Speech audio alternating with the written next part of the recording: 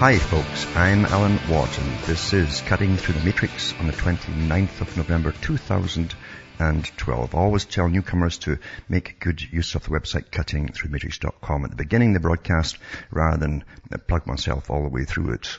And that way you can help me out if you want to, and if not you can tune elsewhere.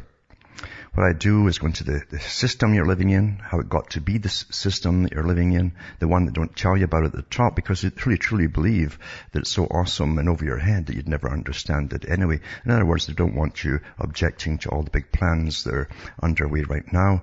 And this system, of course, has been here before you were born. It's supranational.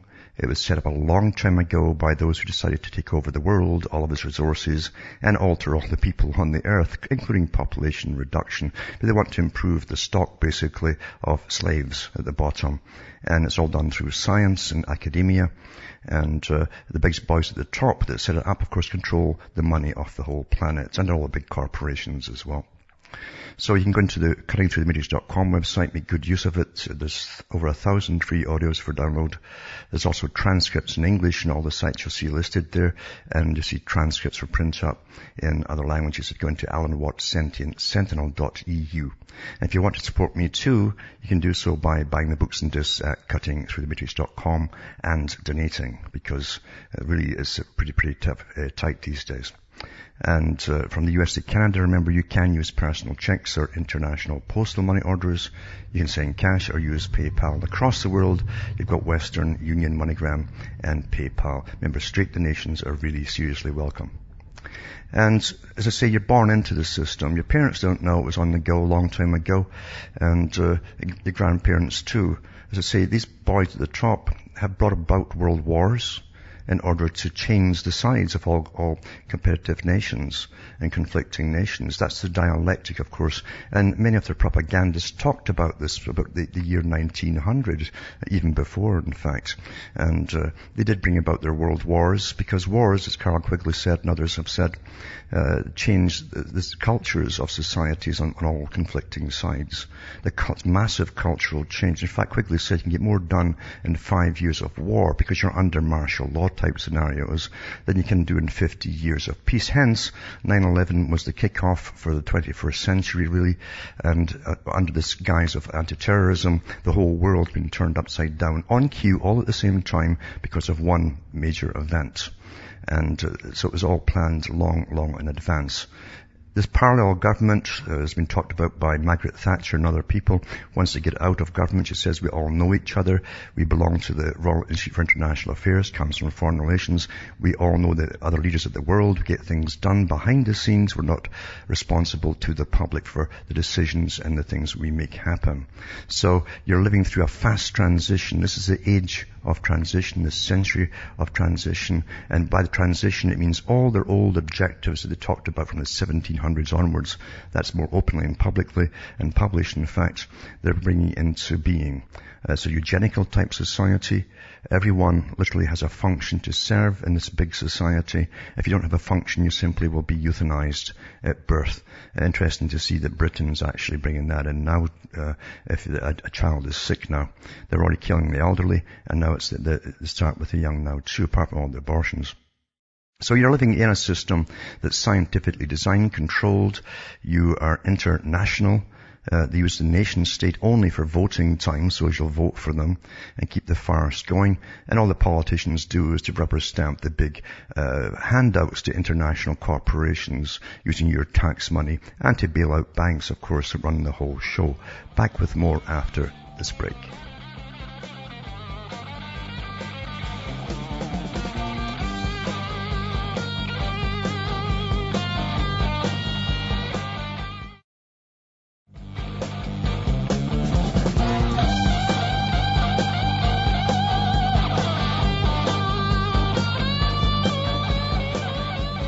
Hi folks, I'm Alan Watts, and many times I've talked before about the educational system because big philosophers of the past, really deep thinkers who've pondered things and weighty problems, of course, have gone on about the brainwashing. Brainwashing is nothing new by the state.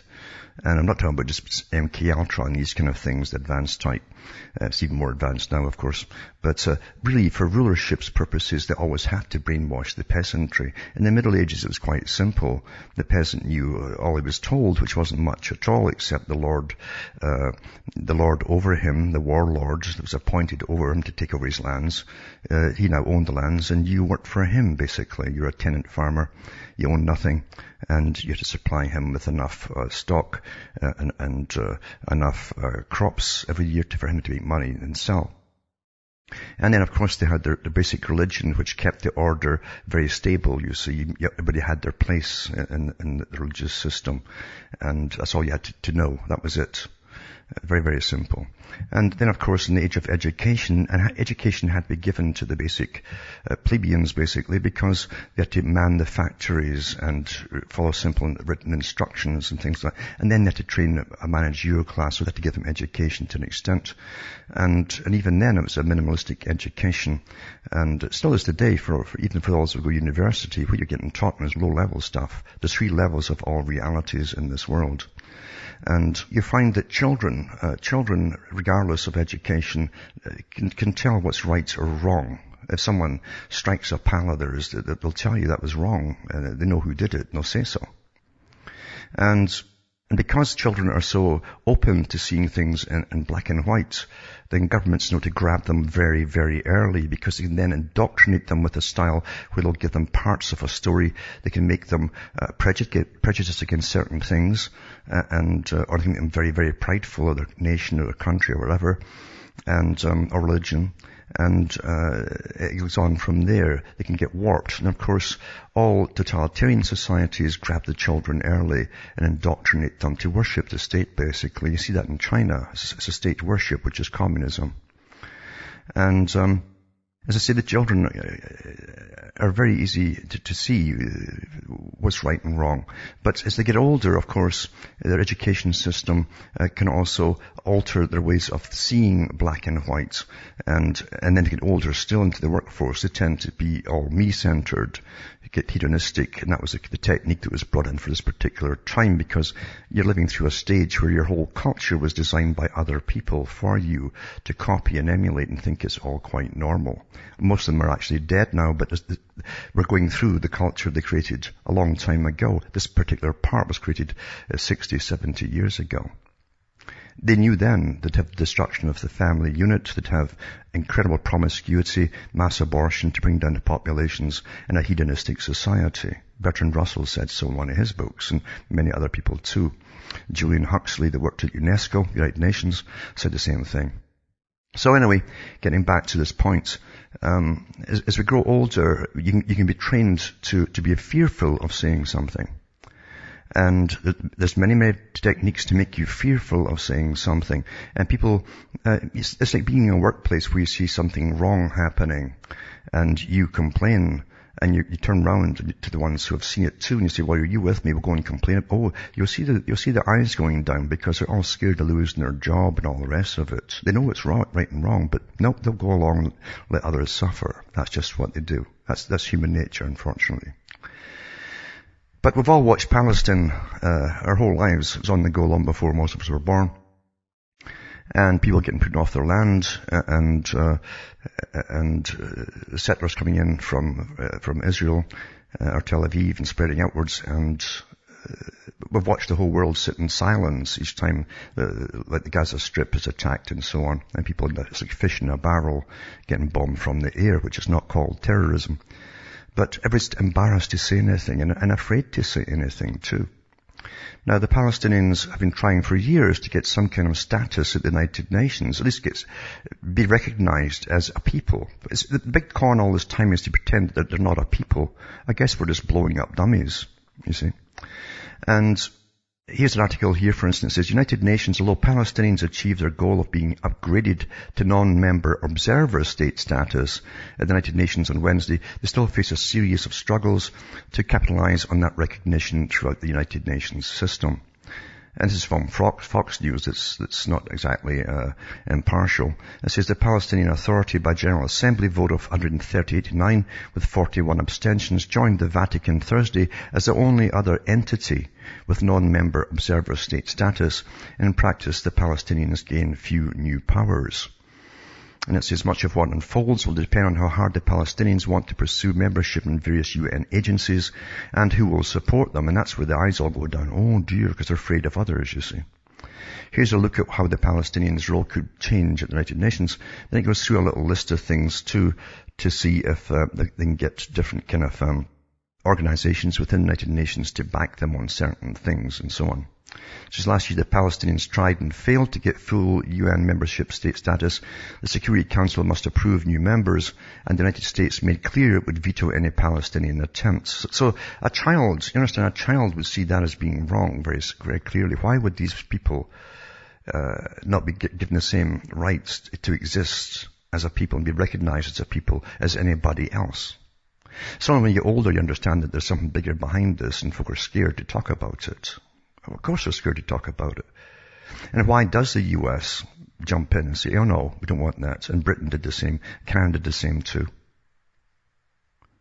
What do they all have in common? What are they afraid of at the top? Anyway, so the doomed full membership bid was never brought forwards for a full council vote. The International Court of Justice, often called the World Court, well, what a disgusting name, the Court of Justice, right, accepts only disputes between fully recognized member states of the United Nations. So you don't get recognized, well, see, you're just a straw dummy, I guess. In the past, countries that were not yet UN members, like Switzerland and Nauru, accepted the jurisdiction of the court. However, parties to any dispute must be willing to accept the court's judgment, and it's hard to imagine any case in which both Israel and the Palestinians would agree to be bound by the court's decision. The International Criminal Court of The Hague can review war crimes, and Israel has objected to the possibility of the Palestinians bringing cases to the ICC. But to do so, the Palestinians would have to file papers of accession under their own treaties that set up the ICC. That membership option is open to all states. In practice, the application to become a state member of the ICC system would go to the office of the UN Secretary General, which is an official repository for signatures.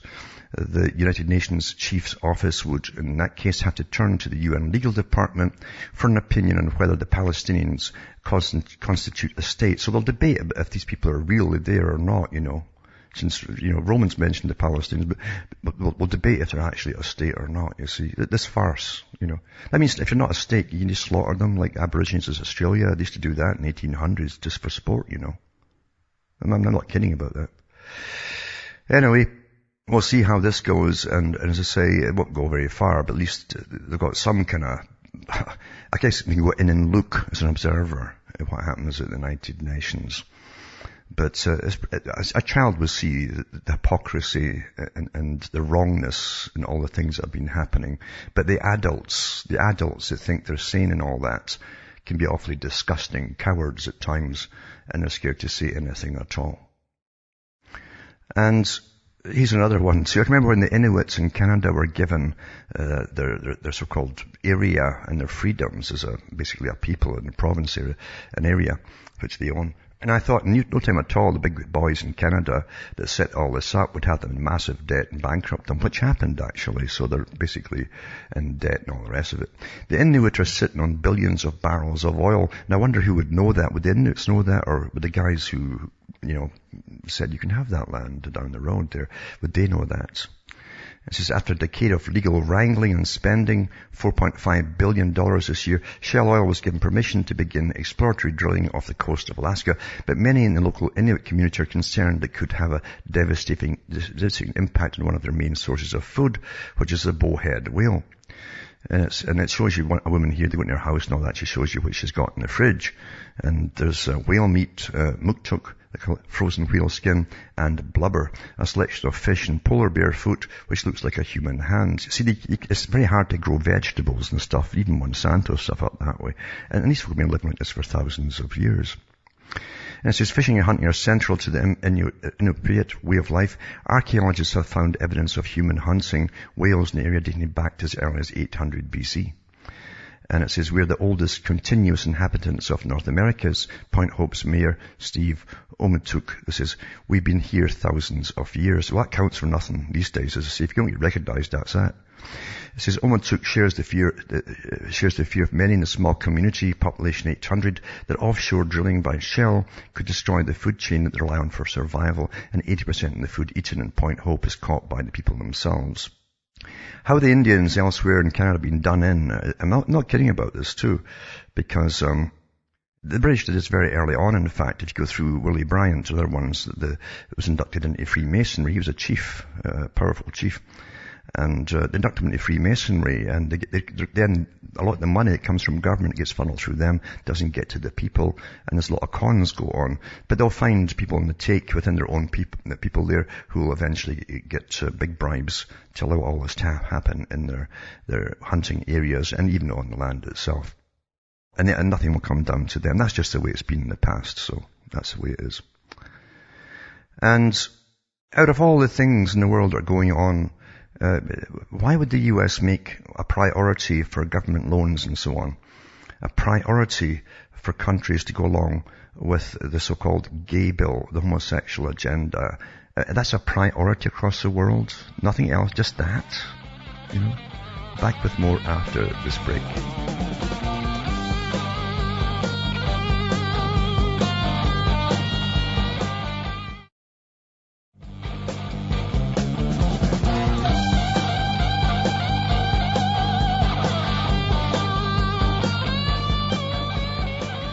Hi folks, I'm back. We're cutting through the matrix. As I've said before, the US, wherever it goes now, World Bank does it too, and IMF and everybody else that puts out cash, the demand that every country they go into alter their moralities and their views on morality so they can be as debauched as all the rest of the countries that are already conquered. And anyway, it says the US presses Uganda on the gay bill, the homosexual bill, it says. And it says that the United States spokeswoman for the State Department, Victoria Nuland, said that the U.S. is pressing Uganda not to pass an anti-homosexuality bill. Now, every culture is supposed to retain its culture regardless, even under the hypocrisy of the United Nations. And it is really hypocrisy of the United Nations because they want to destroy all families altogether, for goodness sake, and then push this thing across the board. Now, governments should never be involved in morality in the first place. You understand that? That's a fact. What consenting adults do is their business, as long as it's not, in the street and you're falling over them and all that kind of stuff. But they're involved in morality, and they can go into all areas of morality and training people, stop smoking, stop that, stop eating this, stop blah, blah, blah, stop. And then pushing all this kind of stuff on. And you got to understand why they're doing it all too. It's the destruction part, because I mentioned it before, that from the US military magazine, from an intelligence specialist, they said they'll promote the debauched culture that's left of America, that's turned into America, across the world. And that's part of weaponization of these countries. Anyway, it says the bill was denied in 2009, but it surfaced earlier this year in February when the Parliament resumed its proceedings. Members of Parliament applauded as Nadorwa West MP David Bahati took the floor to reintroduce the controversial bill for reference to the appropriate committee. And what they say there, they don't want to support homosexuality in their country. Well, that should be their rights, as I say, you'll never stop it. I mean, but people, whatever they're doing in their bedrooms, it's up to them what they're going to do. But these things should be kept out of all laws. And these are countries, remember, I mean, these are systems that we're in, these global systems that promote certain things, like destruction of all family values, and even local community values. They introduce a fake community value, which is you run by commissars that are appointed over you. That's the wellness programs, by the way, too. That's got to do with that. But, they've got no rights to get in to tell people what to do and all the rest of it. They should have the right decisions. And they've always got reasons for whatever laws or culture that they have. They've got reasons that developed in us along a certain line. And that kept the cultures intact. Of course, they all have to be destroyed. This article I'll put up tonight too is Welcome to the One Planet Economy Network. And it's from the European Union Parliament, the Super Parliament. I've got the Soviet Parliament. And it says One Planet Economy Network was a 2-year EU-funded project under the EU's 7th Framework Programme for Research and Technological Developments and so on. And of course, it's all about dishing tax money across the big corporations like everything else is today.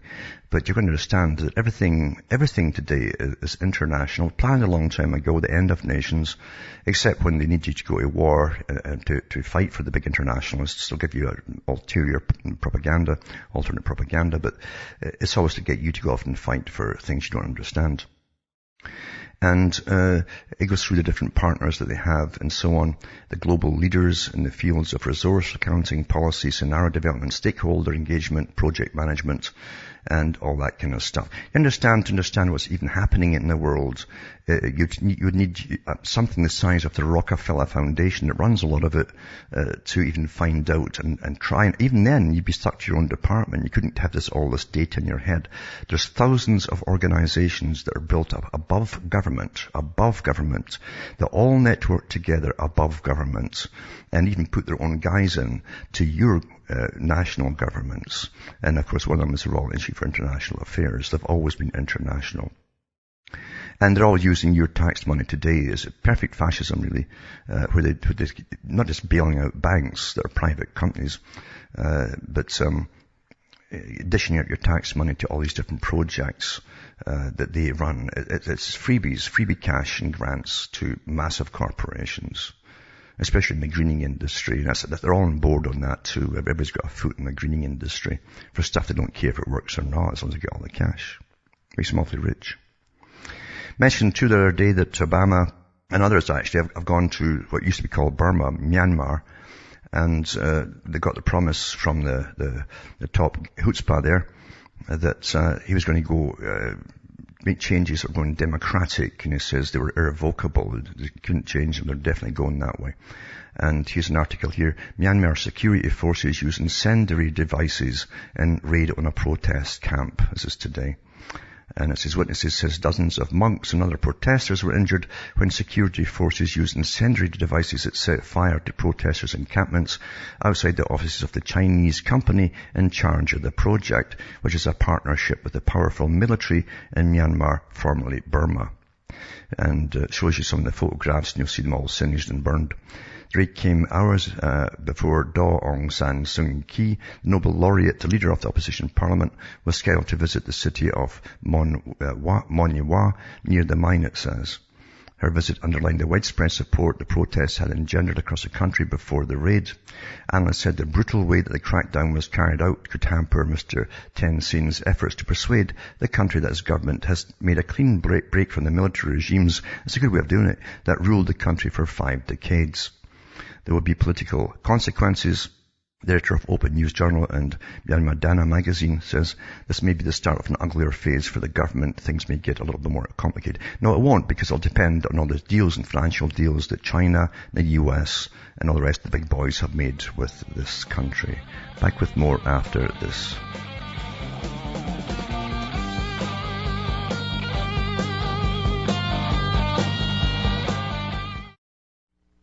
You're listening to the Republic Broadcasting Network, because you can handle the truth.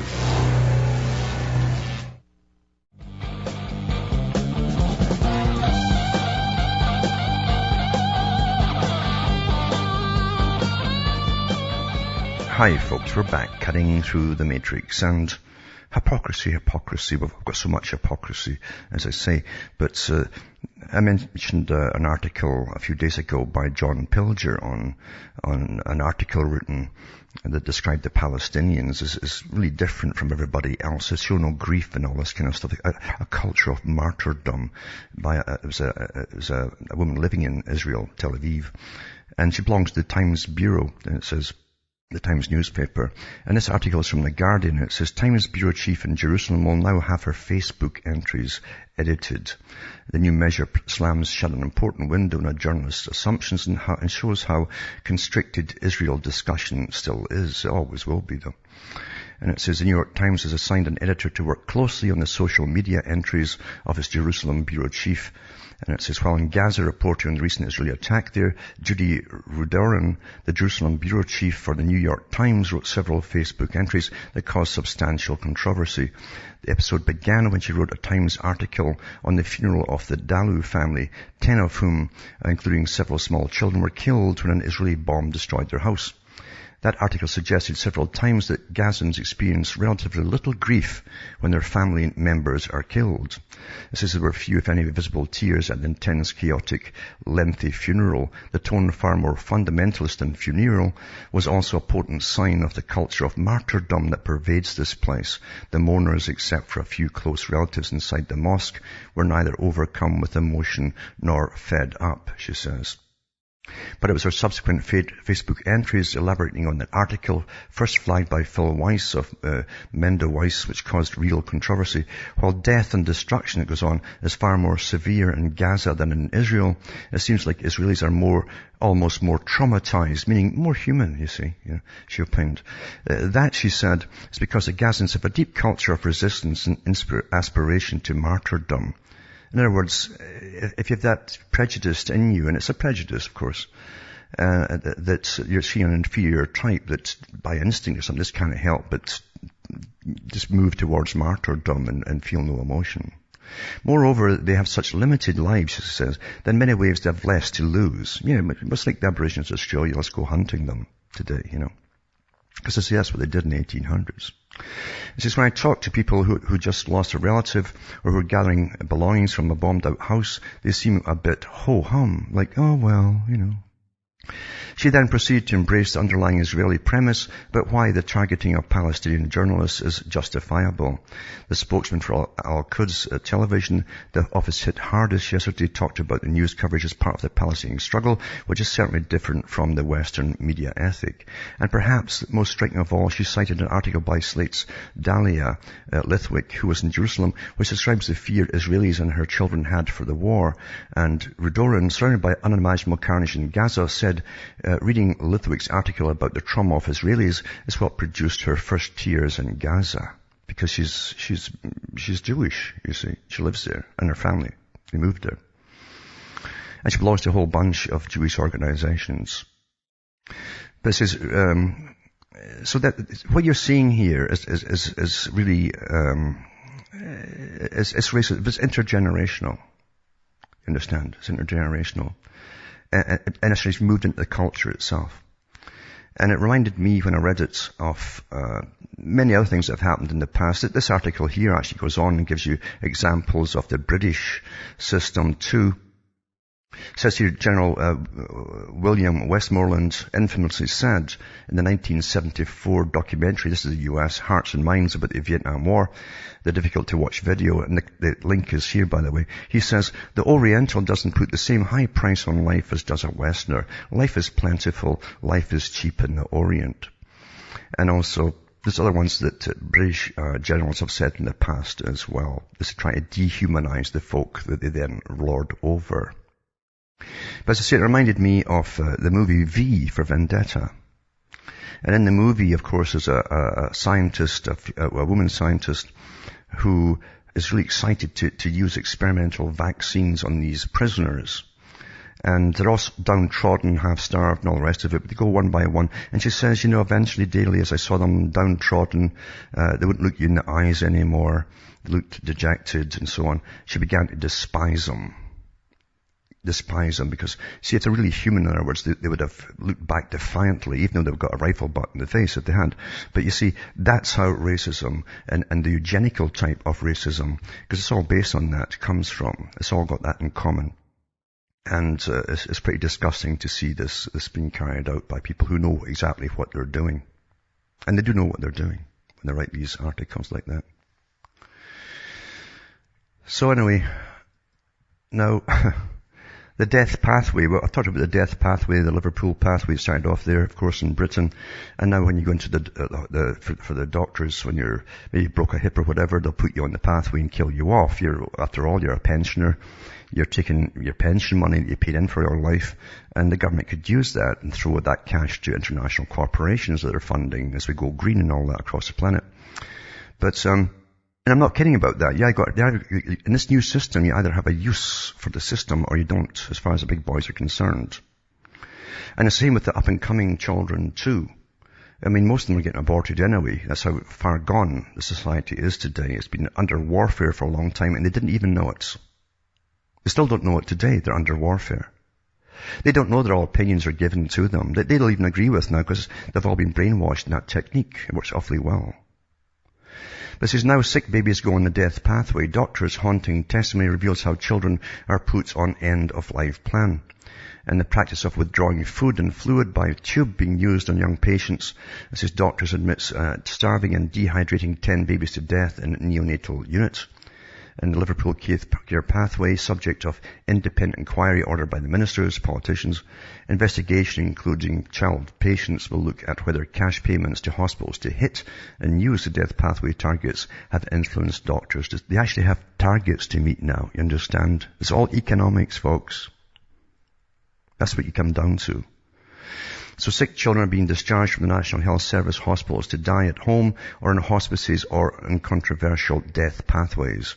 Until now, end-of-life regime, the Liverpool care pathway, was thought to have involved only elderly and terminally ill adults, but the Mail can reveal the practice of withdrawing food and fluid by tube is being used on young patients as well as severely disabled newborn babies. So it's not just the babies, folks. One doctor has admitted starving and dehydrating 10 babies to death in the neonatal unit of one hospital alone. I watched a documentary not so long ago about this whole eugenics movement, the history of it, and old footage and film. And there was a guy in Germany at the time who came out, and he actually appeared in his own movies, like fictional type movies. But he shows you this child just born, and the nurse is going to cover the child up with a blanket to keep it warm. And he points out all what he claims are the defects in it, and he pulls the blanket away and looks at the nurse, and she understands, leaving it to die. It would be a fit type human being. You know, like they have a classification of little tick-offs on I think if you're fit enough to live and serve the system. But here we are, it's all here. And it says one doctor's admitted starving. Writing in a leading medical journal, the physician revealed the process can take an average of 10 days, during which a baby becomes smaller and then it shrinks and it dies. Starve them to death, folks. The LCP, on which 130,000 elderly and terminally ill adult patients die each year, is now the subject of an independent inquiry ordered by the ministers. Well, it's agenda, so this inquiry is going nowhere. This is agenda.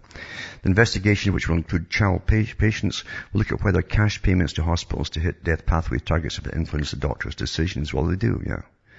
And medical critics of the LCP insist it's impossible to say when a patient will die, and as a result, the LCP death becomes a self-fulfilling prophecy. I mean, you can starve anybody to death, folks. This is a form of euthanasia used to clear hospital beds and save the NHS money. It's true, they want that money for other big projects. The use of end-of-life care methods on disabled newborn babies was revealed in a doctor's Bible, the British Medical Journal. Earlier this month, an unnamed doctor wrote of the agony of watching the protracted deaths of babies. The doctor described one case of a baby born with a lengthy list of unexpected congenital anomalies, whose parents agreed to put it on the pathway. And the doctor wrote, they wish for the child to die quickly once the feeding and fluids are stopped. They wish for pneumonia, they wish for no suffering, they wish for no visible changes to their precious baby. Their wishes, however, are not consistent with my experience. Survival is often much longer than most physicians think. You understand, the body is an incredible thing, and it really struggles to survive at newborn and even the elderly. It wants to live, you understand? So, and this article here might lead into injections for euthanasia. The way it's worded here, I can tell you that right now. But it says, parents and care teams are unprepared for the sometimes severe changes they will witness in the child's physical appearance as severe dehydration ensues. It says, I know as they cannot, the unique horror of witnessing a child become smaller and shrunken as it only roots out of a life that's become excruciating to the patient or to the patients or the parents who love their baby. So, as I say, you're going to find that this will probably lead to them getting the right to just, stick in the injection and that's it done. This is progress, folks. For those who don't understand what progress means, you're living a very amazing agenda. An agenda that the big top capitalists, the true capitalists who created communism, used in the Soviet system. Very freely, in fact. And now it's combined together. Why is the US building a $100 million underground facility outside Tel Aviv? It says here. Leave it to the legendary Walter Pincus from the Washington Post to flesh out a request for the proposal construction project plan for Israel. The site is called 9/11. Who's kidding who here, eh? The oddly named project will cost up to $100 million, take more than 2 years to complete, and can only be built by workers from specific countries with proper security clearances. Palestinians need not apply, it says.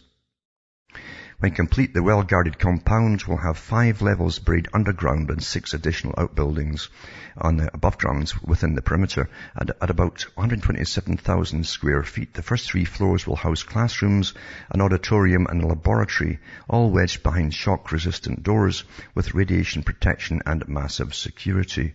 Only one gate will allow workers entrance and exit during the project, and that'll be guarded by only Israelis.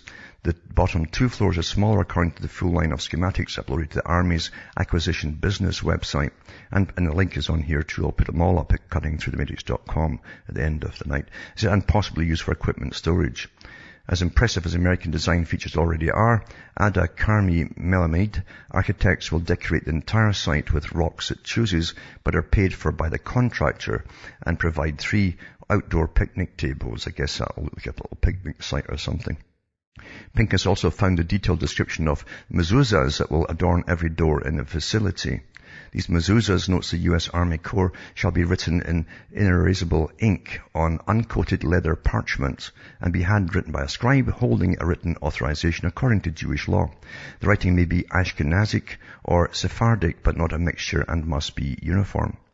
Also, the mezuzahs shall be proofread by computer at an authorized institution for mezuzah inspection, as well as manually proofread for the form of the letters by a proofreader authorized by the chief rabbinate. The mezuzah shall be supplied with an aluminum housings with holes so it can be connected to the door frame or opening. Finally, all mezuzahs for the facility should be affixed by the base's rabbi or his appointed representative and not by the contractor's staff. And it says, along with this request is another called 9/11 Phase 2.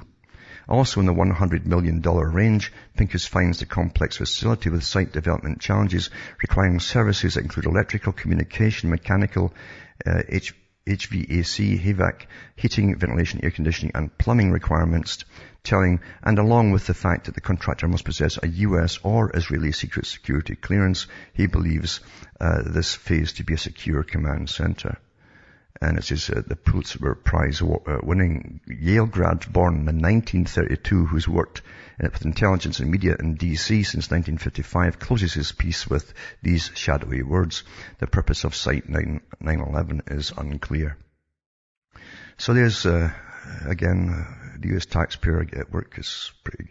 Now, here's another article too, is to do with the desert tech concept. As I say, there's thousands and thousands of organizations with big business, all intertwined at the top, way above everything. Never appears in the media and so on. And desert tech is an idea for a corporation that came out of a foundation that was set up by the Club of Rome. You know, this big so-called think tank, this impartial think tank. And it says it's developed a desert tech concept described below to take advantage of the truly enormous quantities of energy falling as sunlight on the world's deserts and wind energy. In other words, this corporation is going to live awfully well in all the countries that have signed on to all these treaties where they're going to throw money at alternative energies. And you can't lose. How can you lose when they're going to throw billions and billions at you? But they're doing it because they want to save the planet, you understand. Anyway, it says, and wind energy in those regions too. And they want to make a worldwide grid. It's all part of the worldwide grid too, you know. And it says, now the Desertec Industrial Initiative, a consortium of blue chip companies has been formed to make it happen, and the Desertec University Network has been established to promote Desertec related research and teaching. So, as I say, it's just you understand, if you want to survive, or you got children you want to survive, you either wear a black uniform, walk around with a machine gun with a badge on you for the government, or the international government, or you work for a bureaucracy in government, or you have to get into all these, so-called non-profit organizations that rake in billions, of tax money from the public and have corporations on the side. I mean, that's just facts, it's true. It's just the way it is. It's true. Thousands and thousands of them. They never hit the media, But I put this one up tonight, and 2 or 3 other articles about it too, about the literature. It's interesting too that it says began in 2003, was developed by an international network of politicians, scientists and economists known as the TREC network, from which Desertec Foundation arose. Now they had countries listed on it, across the Middle East, that they were all eventually torn up by the colour revolutions. It's interesting that, because now they get them all in now, you see. And they always know what's coming up ahead, all these big, guys at the top, like wars and overthrows, and long before you hear of it or anybody hears of it, they already know what they have to do. If someone's in the way, they'll just overthrow you, as simple as that. And this article here too is to do with Australia. I mean, Julia Gillard, who's not popular in Australia because she's such a liar, because she's a liar. She's on many TV tapes there showing how she was going to definitely be against carbon taxes. And of course she lied and got in, and she just immediately did all the Fabian stuff that she knew she was going to do. But she also lied too about slush funds for unions that her boyfriend was involved in, and apparently money was even deposited in her account as well. Anyway, it says there are new claims that Julia Gillard helped setting up a union slush fund that was ultimately used to funnel crooked money. And I'll put this up tonight, mainstream news in Australia, because she's contradicting written proof of her involvement of this. Back with more after this break.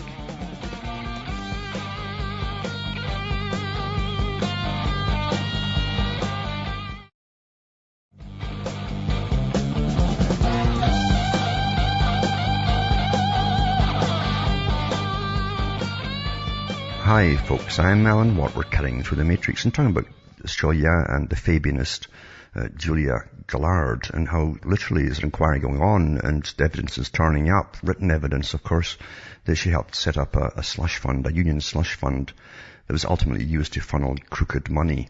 So things are not going well for the Fabian, unless her pals pull the strings or get some big thing happening to divert everybody off into some other area, which they're known to do as well. But we'll wait and see how this goes.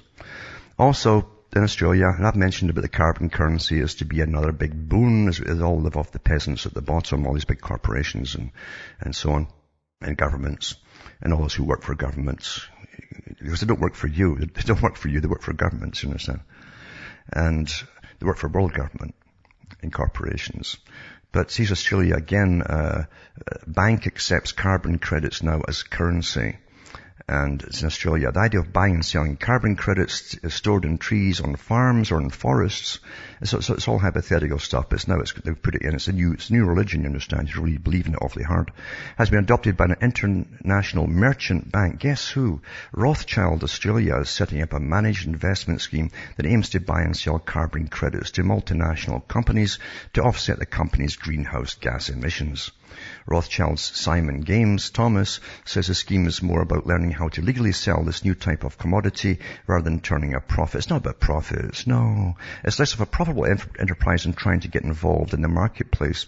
It says, even though, mind you, the media in Europe has been mentioning that the profits of carbon trading for the last 6 or 7 years, because they're way ahead of it, it's in the billions and billions, multi-billions.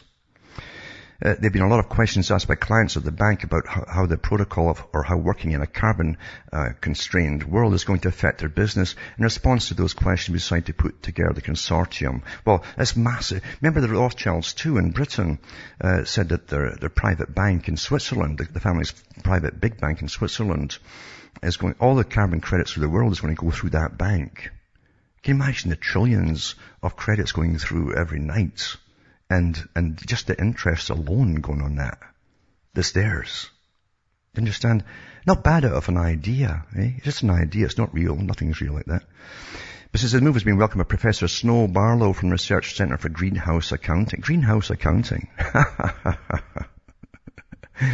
Professor Barlow says the process of trading carbon credits can earn money for farmers with tree lots as well as having an obvious benefit for the environment. No, the farmers, you see, they can't farm anymore.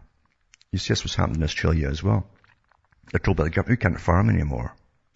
And also the big corporations are grabbing cheap land and getting bonuses and cut things from governments to buy the cheap land, calling it carbon sinks, you see, like an investment. So it's all a big joke, but we live in jokes. You know, it's another religion. It's a good religion, this one.